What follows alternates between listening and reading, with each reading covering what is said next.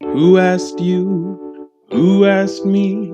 It's time we get down to the nitty gritty. Who asked us? Who asked us? The unsolicited opinions of two romance authors. Hello, and welcome back to our podcast, Who Asked Us, the unsolicited opinions of two romance authors. I'm Storm Navarro, and I'm hella tired. I'm Jolene Navarro, and I'm even more tired than that. Yeah, she probably is. But we are doing this. This was our choice. Either stay up late after a really busy day and do this, traveling, volleyball, family, a visit to the cemetery, all the good stuff. And it's midnight, and I wanted to go to bed, or it was wake up super early and do this. So we decided to do it now. Big no. So beware that we're tired and not filtered, and she doesn't want to edit. I might not edit anything. You're going to get us unedited, uncut. This tired. is And our, I this had is a our Dr. Zack Pepper. Snyder uncut version. Well, I had a Dr. Pepper too, because I had to drive the last leg because your dad was too tired because he drove there, and then so I said, I'll drive if you get me a Dr. Pepper. Yeah, I'm So you're like on a hardcore. weird loopy So late at night with caffeine. sugar high. Yeah. But I also, oh my gosh, I had corn nuts. Have you ever eaten corn nuts? I used to, in college, I was like obsessed with corn nuts. In high school, I was obsessed with corn nuts. I But loved they hurt corn my nuts. teeth. Yes, I forgot about that part. I was obsessed with corn nuts, right? And Big Red. Right. Like, oh, no wonder I have diet issues. Anyway, so I said, I'll drive if I get corn nuts and a Dr. Pepper over ice. It has to be Dr. Pepper with ice. So he got me a bag of corn nuts, and it's the first time I've eaten corn nuts in like 20, 30 years. They were really good. Oh, yeah. Anyway. Did you get a certain flavor or just the original? No, I had to get the original. I didn't want any funky I flavors. like the ranch ones. I do I think I ate the ranch when they first came out.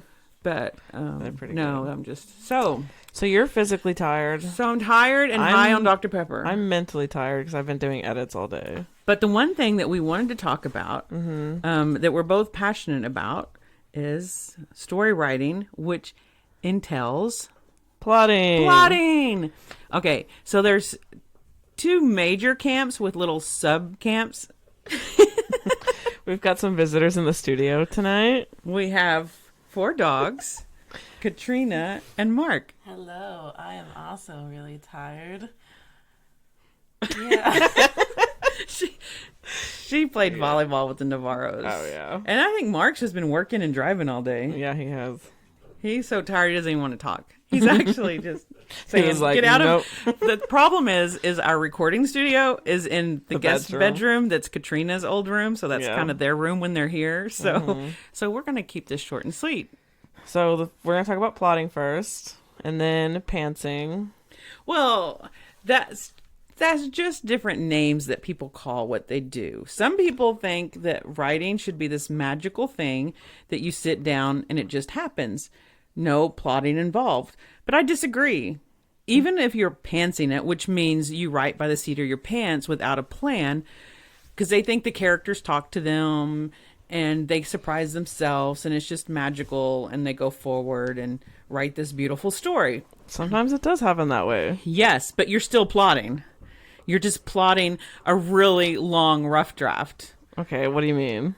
Okay, so if you're going to have a story that makes sense, that a reader will spend money to buy and get involved in and become part of that world, right? Because the reader, you're writing so that the reader can enter your dream, right? Because you put your dream, your story on paper and it becomes real to you and it should be real to them. If the story is real, it has to have a plot. So it has to make sense. Unless it's this abstract, new, weird stuff that has this very small market. But if it's a good, well-constructed story, every classic story you've ever read, whether in literature or commercial genre or anything, you name the story and it's got a plot. Okay, now, some stories are heavily plotted with things that are happening. And some stories are character driven, but that character still has to have a plot. You don't have a story if you don't have a plot. Okay, Okay, you're right. You have to have a plot because it has to do with pacing and the flow, right? Yeah, what's going to happen? What's the reader turns the page to find out what happens next. So you Right. have to create suspense. Okay. So is there a difference between having a plot and plotting the story beforehand before you start writing? Because you can't. Okay, so I have friends who don't plot beforehand. Right. They just write. They sit down Right. and they write, and it Right. comes, and then they edit. And some people afterwards. do that. There are some very well-known famous authors that do that, and that's how their process works for them. Right. They are plotting as they write. Right. Or they'll sit on the couch and think about their story when they're in the middle of their story. Guess what Yes. they're doing? Thinking about their writing. Plotting. Yes. Every Yes. Thanks, Katrina. That's our soundboard. So you've never pantsed before? Oh yeah. Yeah. It took me 2 years to write my first story. I pantsed Katrina once. Oh, I remember that. That's something I'm else. just I don't kidding. know. That What was a you're doing. joke, you guys.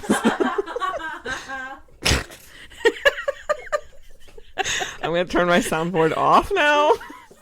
I promise I'm not drunk.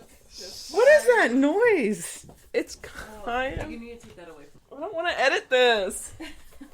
Okay, so plotting, a story has to have a plot. And there's different ways to plot a story. Some people want to plot it chapter by chapter by chapter before they write it. Some people want to sit down, chapter 1, first sentence, and then just write the story. Right. But it still has to be plotted. So you don't believe characters speak to the writer? Yes, in a sense that we have an imagination. Mm-hmm. But we still are the grown-ups, and we still are the adults, and we are in control of. Now, okay, yes, I've had one time I was writing a story, and I got so excited, and I told your dad, it's like, oh my gosh, I just discovered he's got scars all over his chest, and that's why he was having this problem with blah blah blah, right? Mm-hmm.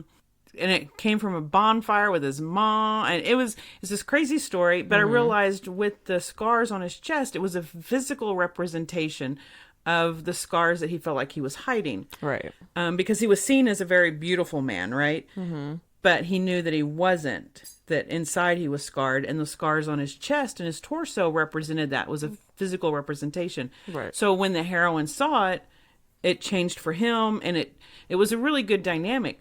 But I didn't go into the story knowing he had those scars there. And I told your dad, I was like, oh my gosh, I just found out Raphael had all those scars, and this is so perfect. Which is also a weird author thing when we get excited about tortured things. But your dad, your husband. No, wait. Oh my God. My dad. No.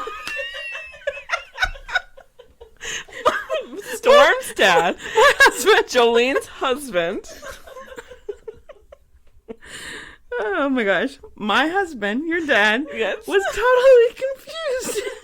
Well, other than he didn't know if he was my father or my husband. But outside of that But confusion. Dad has always said that when you talk about your stories and your characters, he Yes. can't tell if you're talking about This real is people. what he said. He's like, well, didn't you write it? So wouldn't you know? I was like, well, yeah, but what happens is your subconscious, as writers, I think we understand this on all level, whether you plot before, you plot during, or you have to go replot after because you have this roadmap of a mess of, 20 chapters that you have to pull the plot together after you've written it. So yeah, there's different ways of plotting.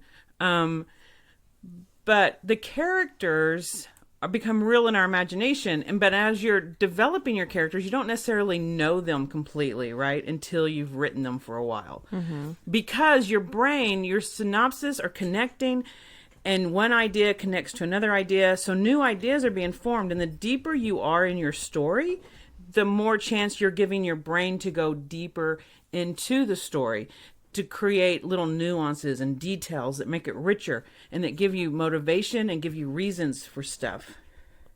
So, he's trying to get his bone. Why do you have your foot on his bone? Because he was making a lot of chewing sounds under us. Look at him. He looks so sad. Go chew it Yes. somewhere else. Oh, sorry. I couldn't figure out what was going at our feet. So that is in the sense that your characters talk to you, is that your brain, the more you're in the story, the more chance you're giving your brain of coming up with original ideas, twist, and connecting other ideas. So one thing that's happening here, you can connect it, because the more that your story is connected throughout, the threads are connected to things that you plot or you plant at the beginning of the story, and they can pay off throughout the story. They mean more, right? Right. So something can be more emotional. If you just drop it and tell someone about it, it's not that emotional. But so when you're making those connections, you can pull it. If you can set something up at the beginning of the story and pull it through, so then it comes through, the reader already knows about it. So when it happens, it hits them in the heart, right? Because they now know what it means. You're not just telling them something, they understand the meaning behind it and the emotion behind it. So it's much deeper. And that's when they'll laugh or they'll cry or they're like, no, that's when they start interacting with the book and they're walking through your dream world as if it's their own dream. Right. Yeah. Yeah. I try not to tell people how to, like, what's their process? Oh, definitely. No, I think I even have a different process probably for each book almost. Oh, yeah. I feel like I've done something different every time. Right. And I think I've kind of now developed, I'm 15 books in. Well, 19 if you count my indie books. So 19 stories that I've written. And I think that I've kind of narrowed down the process, and I'm still always open to learning new things. Right. But the creative brain needs success. And if it has success, it's willing to take risk and move forward on new stuff. But I do believe one process does not work for everyone. My point, whether you're a well, see, this is what I hate. Saying plotter or pantser implies that the pantser doesn't have any plotting. I just think plotter is like is a word that you use for someone who pre-plots. Yeah. Right, but see, that's misleading because that's more of a mouthful. Why not? What's wrong with just saying plotter? Because if you're a pantser, guess what? You're a storyteller. You have to plot. I think most people understand that, a writer is a plotter. A writer is a plotter. Period. I think most people understand that though. But I don't like the whole camp because there is an undertone sometimes in certain group that one is better than the other. And that annoys me. So why do we have to separate ourselves? I don't know. Come on. No, I know. I'm thinking, well, because then there's plantsers, people, because I've done plotsers, hybriders. Hybrid. I don't think that's a word. I don't think any of those are words, actually. Well, we're writers. Can we make up more words? I know. The best of us do. Can we make up more words? Okay, so planter? Is that? So if you plot and you pants. You write on the seat of your pants. Right. So plotzer? That's someone who plots but then does a lot of pantsing within that plotting. When they get down to writing. Which is what I do. Which is what I do too. Yeah. Well, and the thing is too, once you sell on proposal, because I sell on proposal now, right? Right. So that means I don't have to write the whole book. I just have to have a really strong synopsis, and then maybe the first 3 chapters, depending on where I'm at in the stages. But but in order to have to sell a story on a blurb, you have to know you have enough story there to write.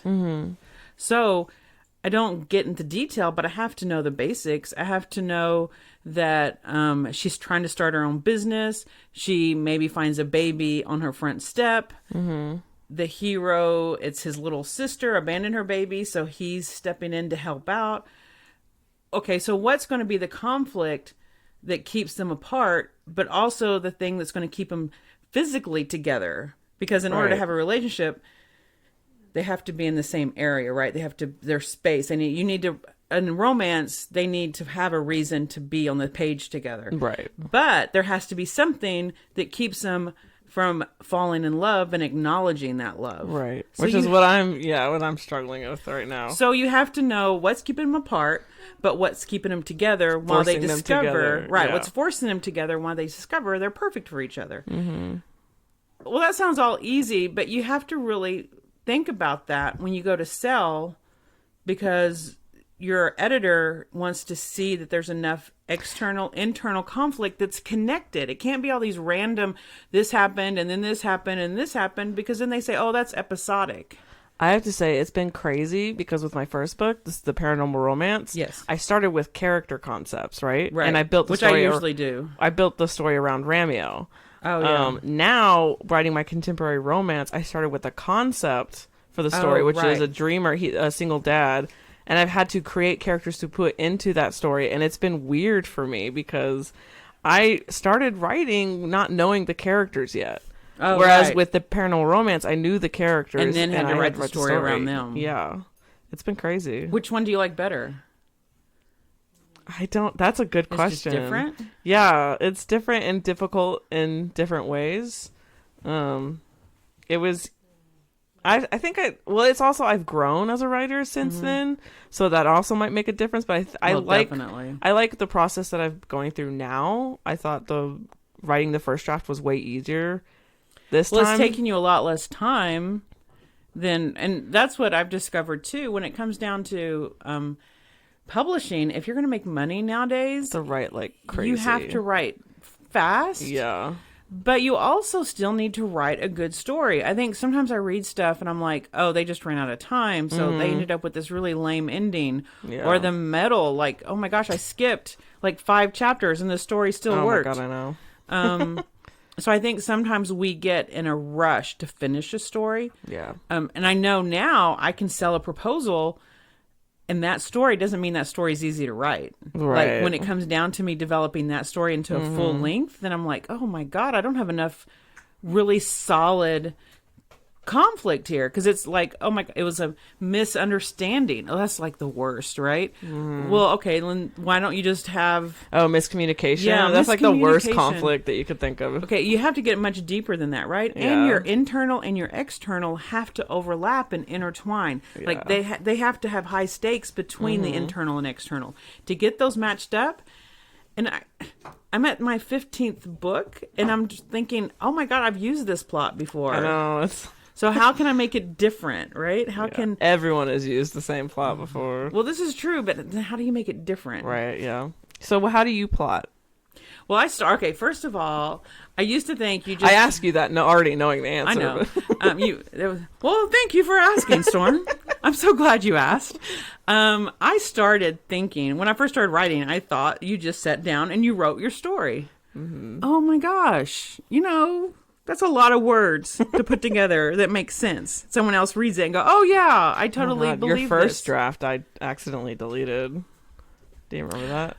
Oh, I think it took me about a year to get over, not because when that happened, I'd also just started teaching, I think. So to sit down at the computer knowing that everything, and we had an old computer and I saved it to the desktop. Storm, being the millennial that she is, thought desktops were always a shortcut. No, me being the Gen Xer that I was, I needed to see it. I didn't want to click through folders. Now, it's okay now. I understand how folders work now.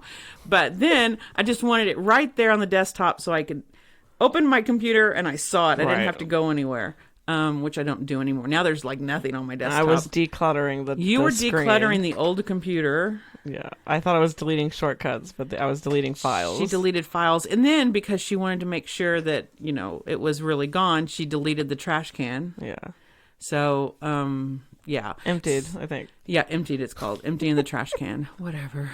But it was really. If any writer has ever lost their work, I have. It really is debilitating. Because you go to open, you're like, okay, I'll just write it again. It'll be better this time. Because that was like my first writing anyway. So it was probably total crap. And it probably was. But to start, your creative brain says, no, we've already done this and you lost it. So I don't trust you anymore. Right. It takes a lot of energy. People don't realize no matter what you're doing, if you're creating something new in your brain, because the brain is kind of lazy and it wants to use the same paths, so it wants to go the same way, right? Because your brain takes more energy to function, more calories to burn than any of your muscles. Yeah. So because it's a very high functioning muscle, basically, right? And it takes a lot of Very energy. complex. So when you have deleted something that it's worked on for a long time, it kind of like says, no, we don't want to do this again. And you get sad and you get a little depressed, and then you're like, I don't want to do that. And, you mope around or whatever. Well, let's not make fun of people who feel that way. Well, no, it was me. That was me. Well, you said you. That was me. Oh, I'm not making fun of anyone else. That was It's me. if you... Yeah, because I lost 2 manuscripts that I had written. Right, and it's difficult, and it does, and it's very, Hi, Cayenne. He wants to talk. He's got, like, human eyes when he stares at you. Mm-hmm. Like, he's thinking something serious, and it's Is not he plotting? good. Yeah, he's definitely plotting. He's a plotter. Anyway. You're not a pantser, Kyan. No, he's a plotter. He's always plotting. He plots so much that he never finishes his story. That's another problem.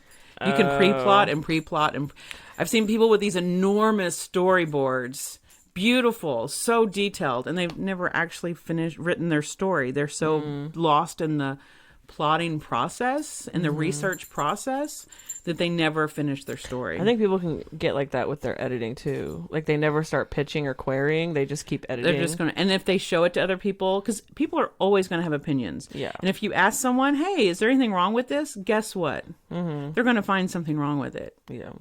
Anyway, I lost my train of thought earlier. Oh, I was talking about being depressed because you lost, when you lose something. Work that something that you've worked on for so long. Yeah. And it was, all of my, I think it was 3 incomplete or 4 incomplete works that are gone forever, which was probably, looking back, a good thing because it was at the very beginning of me learning how to write. Right. So my plotting process, that's when I just thought, oh yeah, this is your original question. So sorry. So my original process, I thought, was you sit down and you write.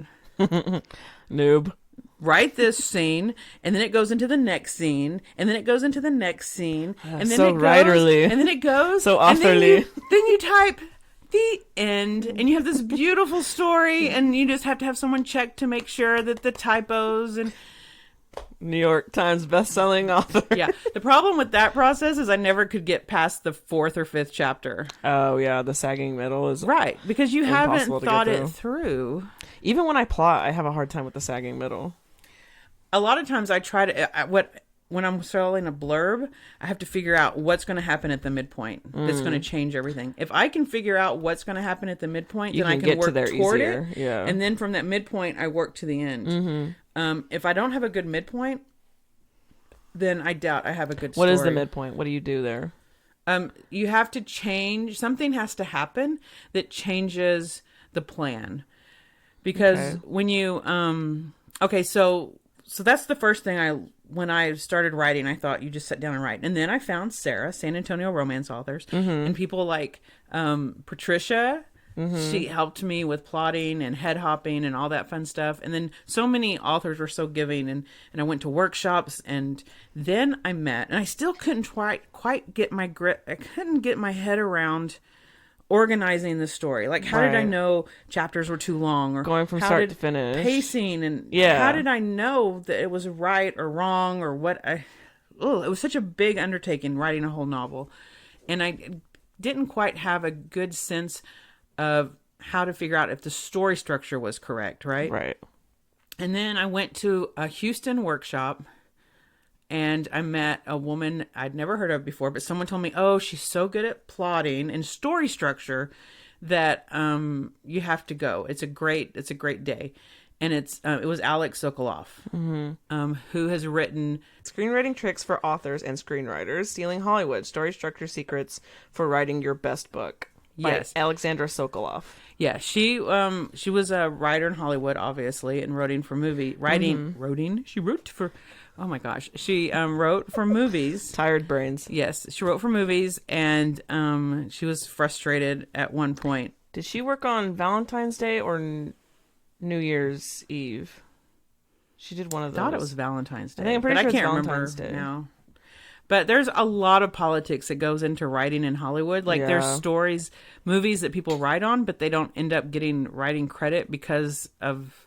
Yeah, it's really complicated, and she was getting frustrated. So at the end of her working day, working on movies, she would go home and she started writing a novel because there wasn't anyone else to tell her what to do. And if she wrote it, it's her name on it, and that's that. Right. So she went from that, she started writing novels. She started in horror. Now she does probably emotional. I thought she did like thriller stuff. Well, now it is. Now she's doing. She started off with Suspense and horror. thrillers. Oh, yeah. Yeah. Her first books were horror, and now she does like emotional suspense That's cool. thrillers with a female serial killer. Ooh. Anyway, she's super talented and super brilliant, and she knows how to teach. Just because you know how to write doesn't necessarily know you understand the process and are able to explain it to other people. Wait, it's not that you don't understand the process. It's being able to teach is a whole other skill set. Yes. So you can be very good at writing. You can be but it incredible doesn't mean at you're what you good do. at showing other people how to Right, write. because you just do it because that's the way you do it. You don't Right. necessarily break it down, but she's had with her training and just who she is, she's able to break down the process. So what she does is she shares, and she thought what they did in writing moving screens, that's just how writers wrote. And when she realized that a lot of novelists didn't do that, she thought, well, I'll help with this.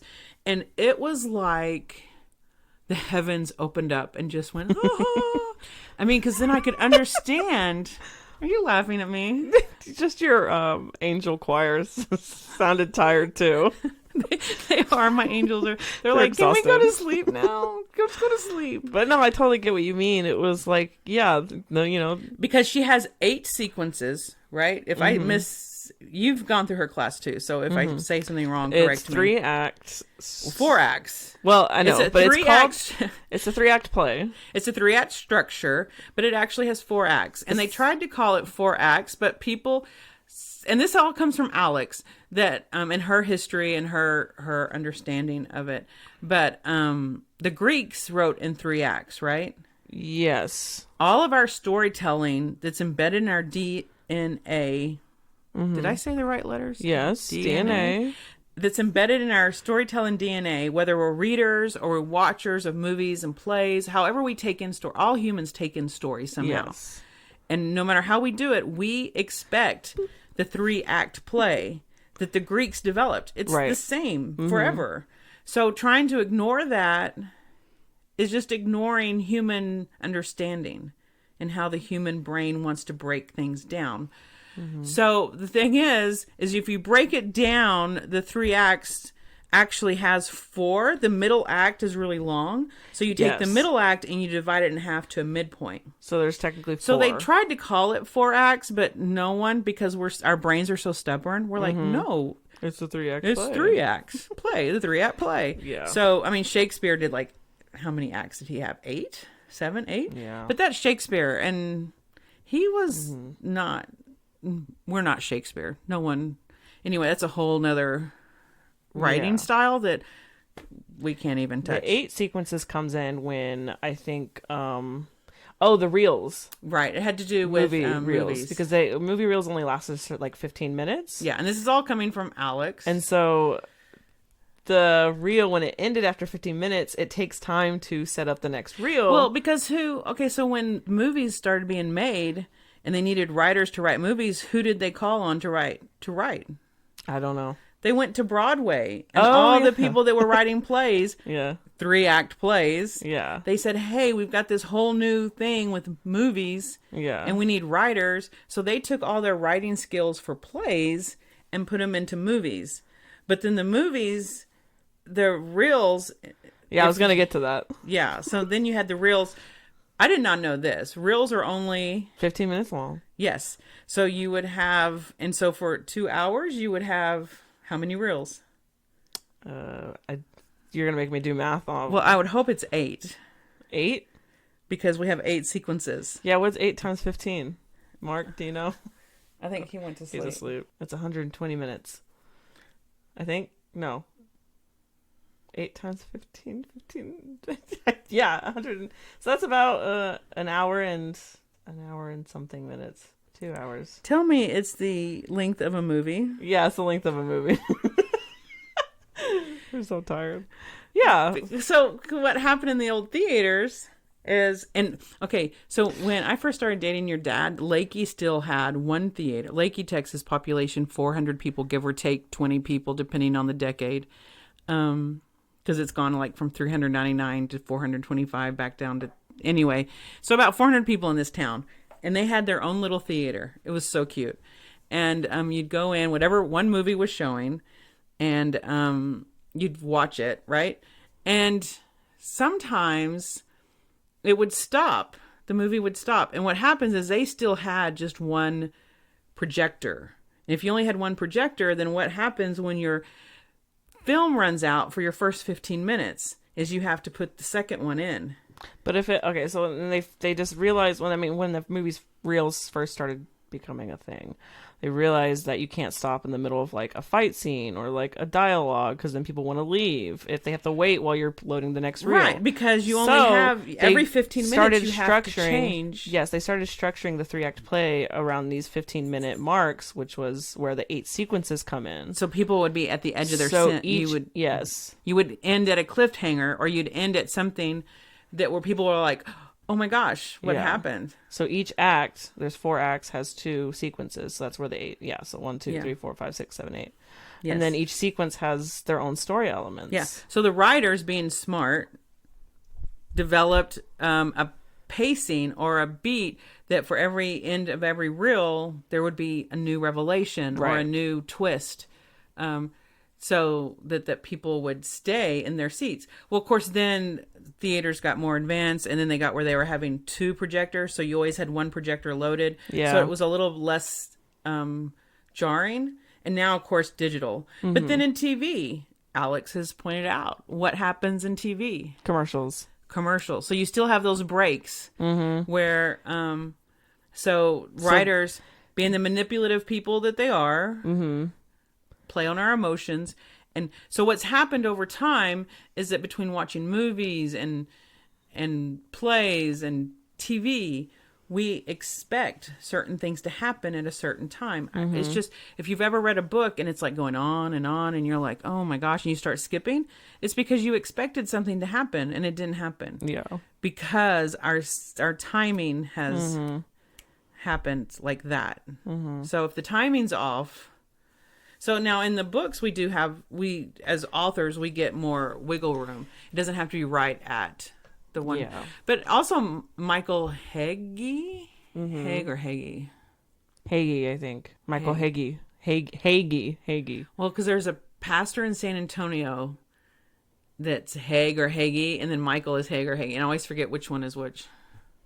Anyway, he's a Hollywood guy too. And he has the 4 acts, and he breaks his into he calls them quarters, right? So you have the first 1/4, and then you have like the halfway mark, and then you have the 3/4 mark, and it follows the same thing. So different people kind of teach the same thing, but they just give it different names. Right. Yeah. And there's different structures to follow. Yeah, like you said. And it's not a formula, because some people are like, oh, I hate formulas. It's not a formula, because you do stuff around all the time. You do anything you want within that area. It's just understanding what the audience is expecting. Yeah. And depending on your genre, if you are writing murder mystery, then what do you need in that first scene? A murder, right. If you're writing a romance, what do you need in that first scene, pretty much? Meet cute. A meet cute. Yeah, the sooner you get to the meet cute, the better. Yeah. Even if it's a little tease. Yeah. Because the other day, I was listening to a story, and I turned it off. Because they were in the 3rd chapter, and she's still whining about her job and her ex-husband, and then she went to the car wash, and they weren't giving her a car wash, and she had to chew out the manager, and at 3rd chapter, I stopped it because I'm like, I'm so tired of her just facing all these problems but not getting anywhere in the story, because I picked it up to read a romance. Right. And I know the author's trying to give us all this backstory to let us understand why she's so bitter.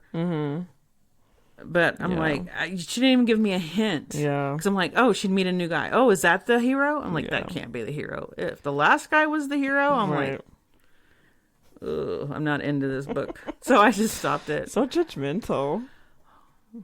3rd chapter. Some people are into that. 3rd chapter. They like a slow burn. I like a slow burn. I write really slow. Like, As long as it burns. There was but nothing burning. you have to get something going. I'm reading a romance because I want to see the interaction between the couple. Yeah. Mm-hmm. You look so tired. So how did you start? Now I think you have an advantage that at 17 you started hanging around writers. Yes. I never met another writer until I was in my I've 40s? been completely blessed. And it's a privilege and an honor to have known you, Mother, and our writing friends. As long as you don't take us for granted. No, I never. No. I know you got to hang out with published writers at 17 and 18. That's crazy. Yeah. I didn't even know they were real people. I fell thought they were asleep. magical people. When I was far away. 17, I think I was a little Well, you were 17. I didn't care. Yeah, we were talking about probably boring stuff to you because you weren't really thinking as writing as a career at that point. No, I wasn't. So, But yeah, I remember you coming home after you went to Dallas. Is that where you saw Alexandra? Houston. You saw her speak at I can't remember what so I took conference it was. Yeah, it's a Houston conference. So I took my story that I'd finally finished one. Okay. And it was my first story to finish. Like, it had a beginning, a middle, and an end. And I was super excited about it. And I also, Jody Thomas had challenged me because I was to the point, I'm like, if I never get published, do I still want to write? Like, maybe I'm wasting my time. Right. Because I'd hear stories about women, mainly women. I didn't know a lot of men writers, but writing for 11 years before they got published. And I was like, what is it? She said Jody Thomas calls it like dragging the corpse around, oh, putting makeup on it. Yeah, you have a little corpse, a little doll corpse, and you just put fresh makeup on it and hold it up to show people. But it's still a dead body. It's still dead. Your old story that's, messing with a few sentences doesn't make it a better story. Just start a new story. Yeah. Sometimes your old stories were a learning process. Yeah. And you have to move on to a new story. But so you can't sit at home and expect someone to come say, hey, we heard you're writing. Can we take a look at your manuscript? Yeah. So it was terrifying. So I went to this conference and my goal was to sign up to talk to a publisher or agent. And I looked at the people that were there. One of them was, and I had this really sweet, not that I wanted to write necessarily sweet, but it was a story that actually my grandmother had inspired. And it was about a pastor who's a single dad, and it was Christmas. And she came from California. She had been a manager of a rock and roll band. Mm-hmm. And she was coming home kind of like a prodigal daughter type story where she was bankrupt, emotionally and spiritually bankrupt, but not financially. But she realized that she had given up like all of her beliefs and she had kind of traded everything in for what she thought would make her happy. And then it turns out she's miserable, right? So she comes home to the little pecan farm, her aunt's pecan farm that she grew up on, to kind of hide and find herself again. Right. So, and then the hero is a pastor who's a widower, and he's got 2 little girls. So just by the nature of who he is in a small town, it was not a sexy read. I mean, it just wasn't going to be because of because of who he was as a character, right? Mm-hmm. And her trying to rebuild her life and who she was. I didn't set out to write it as a Christian inspirational. It was just organically people struggling, and that's who they were in small town. So I was like, oh, who wants this story? And then people were telling me, oh, no one writes stories about pastors. So I looked at who was there. And one of them was an editor I can't remember, the company no longer exists, but it's like super, at the time it was really popular and they wrote super sexy hot stuff. It was like to the point of erotica. It's like, nope, not the pastor. Not the pastor. And then there was another agent who, her pet peeve was misspellings. Oh, something about they gave her hives or something. I'm like, okay, I can't even walk into the room because she can hear in my speech that I misspell things.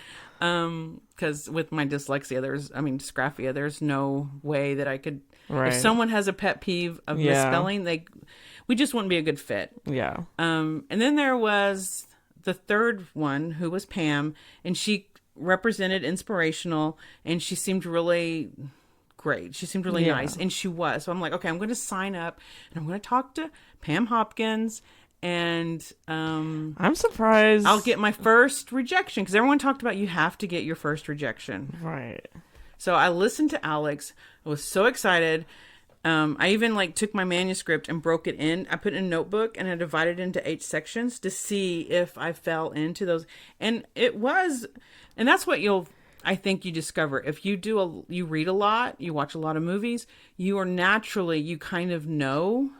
So knowing beforehand, you have an instinct of pacing a little bit. So it wasn't too far off. And I rearranged a little bit of stuff. But I told Pam, the agent, about the story. Oh God, I was so nervous. And she was so sweet.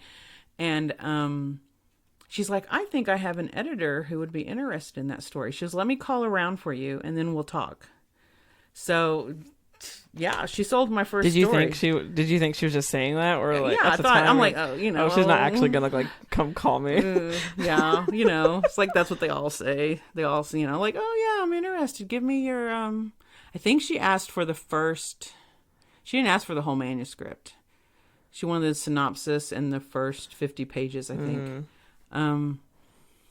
And she did send it back to me the first time and saying that I needed a lot of to check it, to edit it, to check spelling. I think you read it for me. Yeah, I did. Oh, and Marilyn. Oh, Marilyn was so Marilyn good Tucker. at getting... She was so good and so patient with me, because I would say, oh my gosh, my spelling is horrendous. Not just my spelling, but my word choice sometimes, my structures. At the time, I have to say, at the time, your sentence structure was bizarre. Not very good. Well, it's not that it wasn't good. It was awkward. You're like, why did you say it this way? Yeah. Yeah, and sometimes your sentences just were kind of out of whack. Not a lot. I'd say awkward, they were most right? of the time they were just awkward, yeah. Yeah. But not really smooth or flowy. Yeah, but it's way better now. Yeah. Well, a lot of practice. But and I have other tools now. I have it read, I have my computer read it to me so I can hear it. Yeah. That is huge. I'd write it to myself because everyone says, "Oh, read your book to yourself." But then I started reading it. Well, this is what I did. I read it and I recorded myself reading it, and then I would listen to it. Oh my God, that took forever. Yeah, it's and tedious. So then I would read it, but then if I'm reading it what I think it should say. Right. I'm not necessarily reading what I wrote. Right. So then I discovered that I could have the computer read it to me, and so I started doing that. Wait a second, that doesn't sound right. And that helped a lot. Of course, then the other day I had you reading my 3 chapters, and that's the best thing in the world. You reading it, and then we just fix it right away. Anyway, so I've done a lot of different. I do dictation now too, which I think helps. So, do you do that when you plot? Or no, just write? I haven't been able to do that when I plot. Like, you don't think of, while you're in the plotting stage or the proposal stage, you don't, and you're at school or you're driving home, you don't be like, oh, I'm thinking, I just thought this idea, and you record it. I did do that, but it's not, it's weird. When I do it for plotting, dictation, it's kind of chunkier, and I have a lot more reworking to do, because it's kind of like, let's see, is there going to be, he is in the witness protection program and he's got 2 kids. And why would she be in his life? Is she a contractor? Does he need a nanny? But so my brainstorming doesn't work as well. Because when I do dictation in my story, I'll go in and I know which chapter I'm in. And I'm like, okay, this is the scene where he's going to do this. And then they're going to do that. And then I can talk through, and it's usually a lot of dialogue when I dictate. Right. But he said, she said. What? I felt like I had started 2, 3 subjects and I didn't finish any of them. No, we talked about plotting, pantsing, plotsing. We talked about how you started. We talked about your process. So I do storyboard now. I do storyboards where I break it down into sequences. Which is what Alex suggests. Yeah. She taught us that. You can get a big trifold, a cardboard trifold. I get little mini trifolds that fit. Yeah, I like the mini ones. Yeah, and so I need to know an opening thing, what brings them together. I need to know a midpoint, and then and if I can get to an ending, like the big gesture, not necessarily the ending, but like what it is. The big what? the gesture, Oh. but also I need to know the black moment, right? Yeah. I think that's something that they do. That's the only thing. I tell you what, I have an English degree, and you don't learn anything about actual writing. Yeah. Learn about BSing an English paper. Yeah. So the one thing I did, they talk about in literature and English class, they talk about the dark moment, all is lost moment, which happens in the end of the chapter. It's the end of it's end of the third. It's the end of the second act. Act 2, Part B. Yeah. I was trying to think what sequence that is. Yeah. Even 8, in my 7, 6, creative 5? writing classes at Trinity, they were good writing classes, but they don't teach you about Pacing. novel, like making a commercial writing, I guess. Yeah. It's all of the, the short stories and the literature, American literature. But even if you take American literature, even if you take classic literature, it falls into the same pattern Yeah. of the acts. And I mean, we spent a little bit on story arc, story structure, but not a lot. Right. And I think it's so critical for understanding.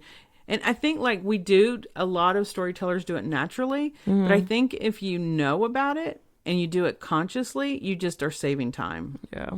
And you're going to be able to find areas of weakness faster. Because if something, you have a story and just something's not right and people can't figure it out, and you can't figure out, like, just something's not right, it's usually has to do with pacing. Yeah. Like the other day, we were talking about one of my blurbs, and you helped me because you were like, but if they have that business, how does that tie into the conflict? Yeah. You're like, because you have the emotional conflict, so how did that physical conflict tie into it? Yeah. And it helped me go a little deeper and figure out how the internal and the external conflict were tied in together. Yeah. Well, that's pretty much our time. So tie in your conflict. Tie in your conflict. Internal, external. You have internal, external, romantic conflict. And for me, I have a spiritual crisis conflict. So I'm dealing with 4 layers of conflict that need to intertwine and weave together. Romantic conflict, if you're writing romance. Yeah, that's what I just said for me. Oh, my brain is tired. I thought you said, did you say romantic? I thought you said something else. No, for me, I have to look at internal, external, romantic conflict, and spiritual conflict. Oh, I missed when you said romantic. I just heard inspirational yeah. So remember, everyone plots. Conflict that ties in together. Just throwing crap at them is not a plot. Okay, crap is very vague. You're going to have to be a little bit more. Oh, her car blew up. Oh, her house, she lost her house. Oh, she walked in and found her husband in bed with another Are you still woman. talking about the book that you didn't like? No, this is just in general. This is like, if you just throw bad things at your character, that doesn't make a plot. It's just her having one obstacle after another. So it doesn't, you're like, wow, ooh, That wasn't very descriptive either. I don't know if you were teaching somebody. I don't think that would help them at all. You couldn't find the objective in that? No. Today, I will not understand what my teacher is talking about. What? No. Just, it's about character and how your character reacts and the choices they make based on their inner goals, their outer goals, but you can't their just motivation. throw a bunch of stuff at them, like a tornado tearing down our house. Right. Well, why is that important to this character? Right. Make it personal. Yes, it has to be significant to the story. If she loses her job, if a tornado she breaks is her just leg. a tornado, then it doesn't really need to be in there. Right. She gets evicted. I mean, these are all bad things that are happening to her, but I see things like, okay, so it's not conflict. That's just bad things happening to her. I see things about, like, English. We talked about English majors and how, you're analyzing the story. And sometimes in your English class, you're like, oh, why did they put a red door in the story? It has to have some deeper meaning. And some people say, no, a red door is just a red door. Well, I'm like, well, it has to be. If you mentioned the red door and you were very specific about the red door, then that red door has to mean something in the story, or don't bother putting it in there. Right. Because a lot of the times, if you give a detail to something, the reader like instinctively is like, that has to mean something, right? Because like if you took the time, it's going to come up later. If you gave the words to it, if you spent words talking Yeah. about this detail, then that means that detail, that the human brain will say, "Oh, this detail is important," because they're spending time on it. Yeah. Pamela Morrissey talked about in her first book, she had these. It was during Prohibition, and he was illegally making whiskey, I think. I can't remember exactly. So he had these barrels down in the basement. Well, she didn't know what they were or something, so she like was cleaning it, or she did something bad to them, right? Like thinking she was helping. Well, this book was like 1 million pages long, so her editor made her cut a lot of stuff, and whatever she did to the barrels that ruined them. Well, the consequence to that scene was cut. So she said, till this day, and she wrote this book like 20, 30 years ago, till this day, she would get people sending her letters going, "What's the deal with the barrels? What happened with the barrels?" And so she's like, she didn't think about going back and cutting that scene because the scene, so people, like and I remember reading it going, oh, and yeah, she's right. She spent scene talking about these barrels, and then they never showed up again. Yeah. So when you give time to something, when you put something on the page, people are thinking it's there for a reason. Yeah. Kristen Higgins talks about, if you're going to talk about a cup of coffee and you describe the cup of coffee, it has to have a meaning to that character. It has to mean something. Or the story. Not just a random cup of coffee. Right. Or you don't need to talk about the cup of coffee. Only talk about it It's kind of like if it's giving you insight. It's kind of imagine like in a movie, the camera like does a close up of the coffee, but then the coffee is never seen again. Like, what was the point of that close up? Right? Something's going to happen. Did they get poisoned? Right? What's going on? Right. No, yeah. It's totally, everything has it doesn't have to. I'm not telling people how to write. Well, sometimes people will just fill in space. Yeah, that's true. They need Sometimes more words. they just like the red door. Also, they talk about walking the dog. And that's just when you have ordinary task that you do just to fill up space because you don't know how to get them to the next task. But it's boring. Well, it kind of sounds like realism, which is an actual like form of Which is boring. artistic expression, storytelling. Which is boring. Okay. Yeah, some people enjoy it. There's a lot of French films with realism. I don't watch them. Anyways, remember, guys, it's okay to plot. It's okay to pants. You're still plotting if you pants. It's okay if you It's don't just want to longer. call it plotting. If you want to call it understanding your story and your characters that talk to you, that's fine. I'm an outliner. Hey, why don't we do that? I'm an outliner or I'm a pantser. Outliner's good. I think that's a good example of what it actually, like, what we're talking about. If you are a storyteller, you are a plotter. Yeah. My friend Nicole understands story very well, but she doesn't plot beforehand. She just writes. Right. But And then I if think she needs I've told her to- like instinctively. I think you know the story structure already She's inside plotting as she goes. Yeah. But she's plotting. because she knows the beats already. And then some people will write the whole book and then have to go back and get rid of rabbit trails and get rid of stuff. That's what I have to do. And I'm like, so why was you're- this here? So you're working on your plot backwards, but you're still plotting. Oh, then I just must be very bad at In plotting. the shower, you're thinking about your story. You're plotting. In the car, you're thinking about your story. You're plotting. Why do you have to do that though? Like, because some people don't want to call it plotting. They just don't want to. Like, you don't want to be a pantser. No, I love to be I wanted to sit down and I want to write. That's how I started. You want to be Ernest Hemingway? Yes. He's I'm a just going to pantser. bleed. I bet you he never plotted. He sat around and plotted all the He time. drank and wrote. Yeah, that's exactly how he plotted. Oh my god. Okay. I don't know. He has a lot of words in his books that don't go anywhere. Oh my god. You guys, you tell us. You tell us. Should we call it plotting? Should we call it outlining? What do you do? What do you do? We won't judge you. I No. won't judge you. My mom I don't might. think. No, I don't. That's the whole thing. I do believe. Understand this, if nothing else. Every brain has a process, and no one can do it. No one can do it like someone else. I do think you have to be open to learn new things because you might think, "Hey, I didn't even know this existed, and this is what my brain has wanted the whole time." So you need to be open to new things.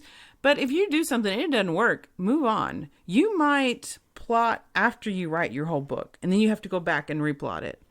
You might write a chapter and then think about the next chapter and then think about the next chapter. Or you might write chapter 5, then write chapter 1, then write chapter 10.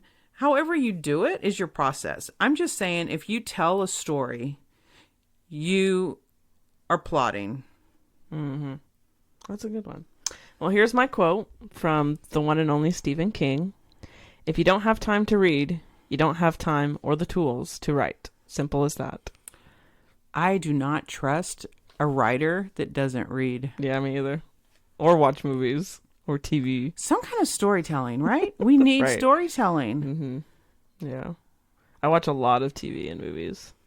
I need to read more. I used to read so much, and I've Now I'm fallen off the audio. wagon. Yeah, yeah. Ooh, I love Definitely audio. audio. My own books are not in audio. We can talk about audios next time.